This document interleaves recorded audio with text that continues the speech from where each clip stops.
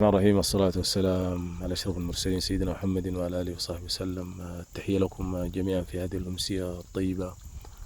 إخوتي الكرام، وأنا في هذا الموقع قررت أن أهاجر هجرة غير شرعية إلى أوروبا بعد دراسة وبعد جلسات مع النفس.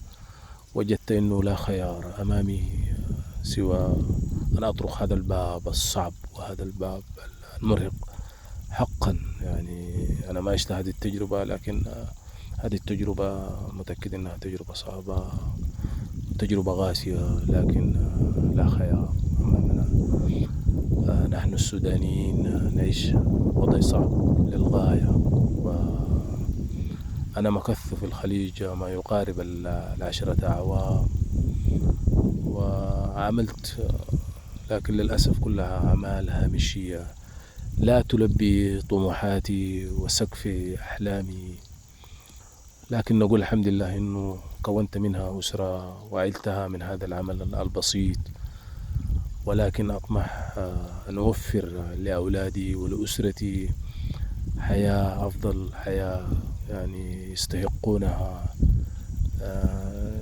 يجدوا كل ما هو متاح إن شاء الله. ولا أريدهم أن يواجهوا صعوبات الحياة كما واجهناها نحن.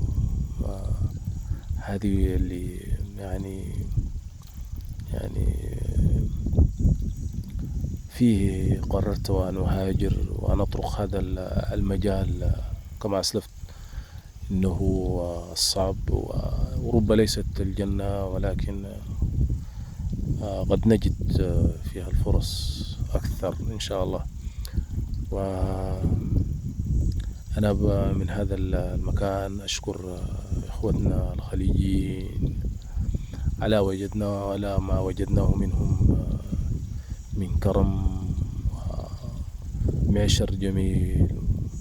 وإخوتنا الخليجيين، يعني نحن السودانيين لينا مكانة وركن خاص في قلوب إخوتنا الخليجيين، فدائما ما يذكرونا بالخير وبالأشياء الجميلة. وللأمانة أنا عشت هنا في الخليج ولي ذكريات طيبة وتجارب إنسانية ثرة استفدت منها كثير. وأتمنى أنه أن أعود إلى هذا الخليج ولإخوتنا، أن أعود لهم في أيام يعني تكون أفضل. وأتمنى لهم التوفيق وأن يحمي بلادهم ويؤمن أوطانهم، فهم في أمان. وحكومات الخليج حكومات رشيدة، حكومات طموحة، ويعني أوجدت الفرص